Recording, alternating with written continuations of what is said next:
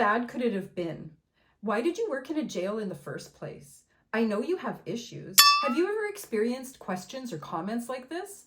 Trauma recovery is hard, and it's even more difficult when we have people in our lives that make comments or ask questions like this. I like to think that most people are not saying these kind of things to make us feel bad about ourselves on purpose. But then again, there are people out there who lack empathy and compassion. Some of the comments that I've heard from people in my life were actually shocking to me, and it made me wonder why these people would even want me in their lives. And then I realized that having me around probably made them feel better about themselves. And what do I mean by this? Well, simply put, some people are completely ego-driven, and some people lack self-confidence. So it makes them feel better when they're around people that they feel better than.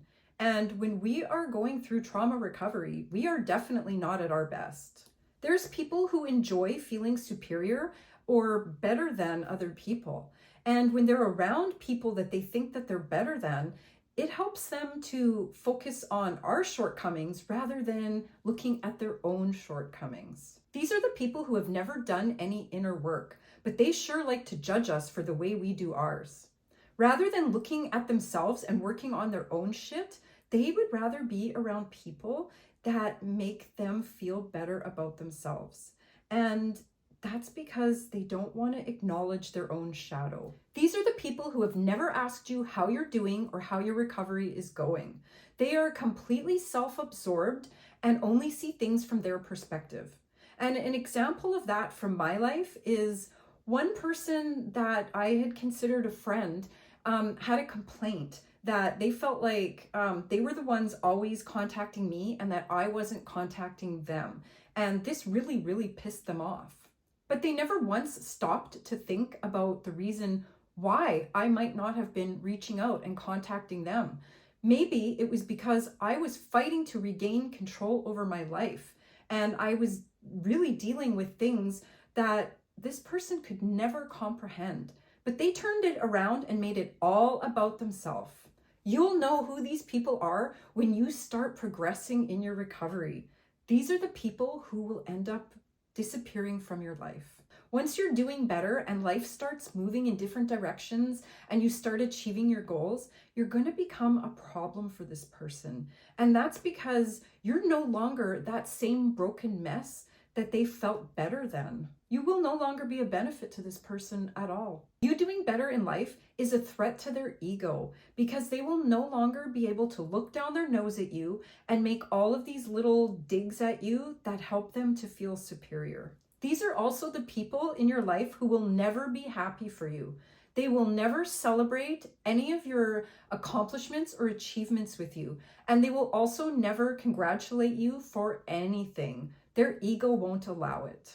And I think it's because they're in an imaginary competition with everyone around them. And it's a competition that they will never win because most people aren't playing the same game and they don't even care.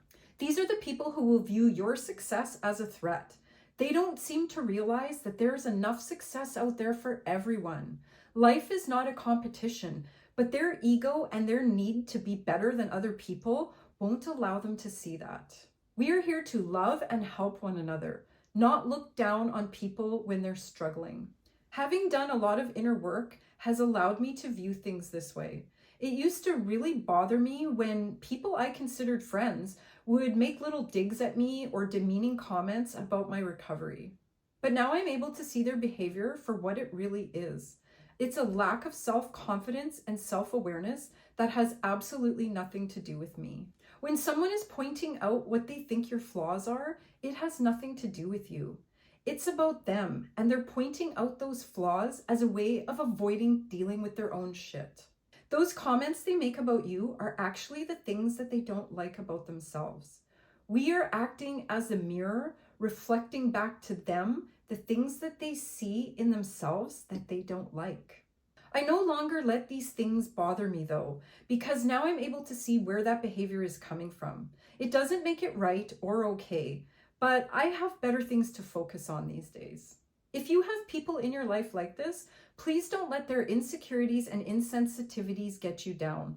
I know it's hard, but you deserve to recover, and you deserve to do it in the way that works best for you. Your recovery is no one else's business but your own. Keep focusing on you and doing what you need to do to recover. And I promise you that these people will eventually fall out of your life. It's inevitable, because as we recover, we also raise our energetic vibration. And when that happens, we will be on a different frequency from those other people in our life. They will remain in that lower vibe where they can no longer compete with you.